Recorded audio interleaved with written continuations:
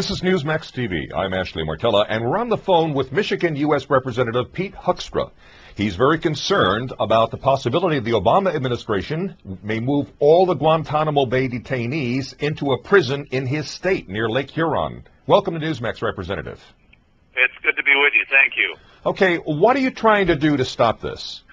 Well, I mean, there have been a number of things that we've done already, and that's just moving the Gitmo folks to the United States, moving into the continental United States. It's like, let's make sure that there's no funding available, that there are funding restrictions in the appropriations bills that we've done this year. And, you know, we've been successful in getting some of those types of things done. But most importantly, I think what we need to do is we need to mobilize public opinion against this decision. The president announced that he was going to close Gitmo on his second day in office, January 21. Had no information, had no data, you know, hadn't had a team reviewing this. Those finally did put together some teams that, you know, reviewed this edict that said Guantanamo will be closed within a year. They've missed their deadlines, and what they're finding out is the same thing that President Bush found out and that others have found out. Closing Gitmo is hard, and it's probably a bad idea. What about the idea Obama administration's considering a courtroom within a prison complex in the United States? See any wisdom in that? Well, the question is, why do you need to do that in the United States? Why can't you do that in Guantanamo? We've got a facility specifically constructed and designed to house these folks. This work can happen in Guantanamo. I don't know why the president is so fixated on saying it has to be in the United States. Do we really think that the Europeans are going to think better of Guantanamo or what we're doing with the Gitmo detainees just by changing their zip code? I don't think that's going to make a big difference. Representative, if they do come to the United States here, would they not be subject to representation by the ACLU and perhaps go before a liberal judge sympathetic to their causes? Well, I think you're finding out that, you know, they've got access to attorneys today in Guantanamo. They may or may not be members of the ACLU. Judges are already reviewing their cases.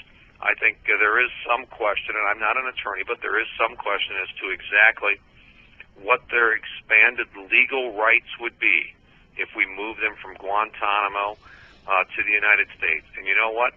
I'm not really one for giving these folks more rights guaranteed by the U.S. Constitution than what they have right now. These are people that many of them were picked up on the battlefield. They've been nothing but trouble for us as long as we've had them in detainment. They remain committed to jihad, and you know, I'm not interested in providing them with additional civil liberties that normally only American citizens or people residing within the United States might have. As far as you know, is the Obama administration still reading the terrorists picked up in Afghanistan Miranda rights?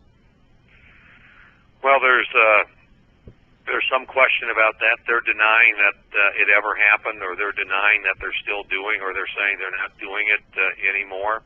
All I know is that as members from our committee have traveled to Afghanistan and have traveled to different other locations, the people on the field on the battlefield really believe that it's their responsibility to read these people their Miranda rights relatively quickly. So this may be one where there's a disconnect between what's going on in Washington, or what people are saying in Washington or telling us publicly, and what the bureaucracy is telling the people on the ground to do that are actually fighting this war in Afghanistan. There appear to be some inconsistencies as to exactly what's going on or what people think may be going on.